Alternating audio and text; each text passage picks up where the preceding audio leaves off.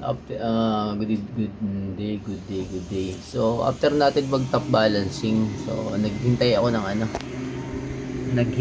na, yan, bus bar, sa likod, doble. So, as you can see, 2P, 4S to, 4S, 2. Nakadalawang parallel, and apat na series. So, parang ano yan pabaliktad.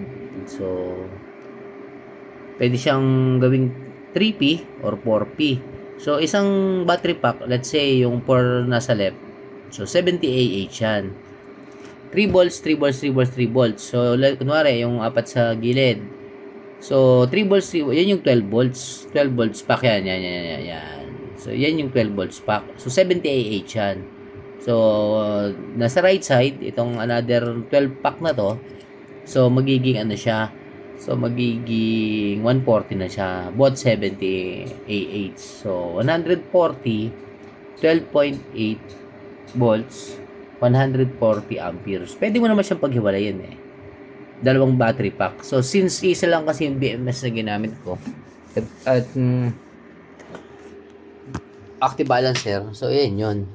Ginamit ko ganyan. Nilagyan ko ng ganito. So, medyo hindi siya dumudulas. Gamit naman siya. Tapos, ito ang aking ginawang battery clip clamp. Yung clamp na yan. Ito yung ano ko. Yan. Pwede mo siyang ilipat dito sa CST. Pagka medyo malakas yung ano. So, medyo ano na siya ngayon. So, madali lang naman itong kung tutuusin Ito, 2P na to, 2P4S. Dalawang parallel. Ito, parallel pero naka-series na siya. Magkadugsong. Positive, negative. Then, ito yung dulo. Sa BMS naman, so, ito yung pinagkakabitan. Ito yung B negative na doon sa unang negative. Okay. Saka natin, may vlog naman ako para doon. So, nakita ko lang na medyo, medyo makunat-kunat din ng konti. Pero, for the meantime, bumili rin tayo nito para maging 200 Ah na to. Pwede natin i-series, pwedeng parallel. Depende sa magiging inverter. So, sa ngayon, bumili pa ulit ako ng another LE-Joy na 600 watts. So, that's 40 amperes. So, ang gagawin ko naman, gagawa ko ng sariling ganito din, may battery clamp. Dalawa yung magiging ano niya, parang ganito. Yung yung sa PB. So, separate PB yan. Separate MPPT, separate solar panel. Tapos, pagdating naman sa battery, dalawa na rin yung panggagalingan, pero isang battery pack lang yung pupuntahan niya. So, dito na nga lang siya. So, okay naman yun. So, para mapabilis lang yung charge. Hindi naman kasi pwedeng mag-series sa taas ng dalawang 600 kasi hindi kakayanin ng isang MPPT na 600 watts. So, ang mangyayari, so, masisira lang din siya. So, masasayang naman to kung bibili ka ng hybrid na inverter na magkasama na sila. So,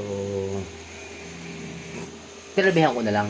Kasi ang mahalaga lang naman dyan, makabili ka ng inverter ng mga 3 kilowatt kung gusto mo talagang medyo tumaas yung mga gagamitin mo. Ito kasing isang to, ang P2 na to, hindi ka kaya ng surge power niya. Ibigay din lang yan. So, doon tayo sa mga ganyan. O, ito namang is not 1 kilowatt lang yan, kaya hindi rin kaya. Dapat mga 3 kilowatt or above. Kung gusto mong pagana ng medyo mataas, mga rep and washing machine. So, yan lang. At tayo magawa, kundi maghintay ng araw. For the meantime, itong ginagamit ko, isang EcoFlow na 500 watts. Diba? May harvest din naman siya. 63 input niya, tapos 32 yung output. So, may 29, may ano pa. May 31 pang tubo. So, oy! Oh, sige, that's all. Thank you.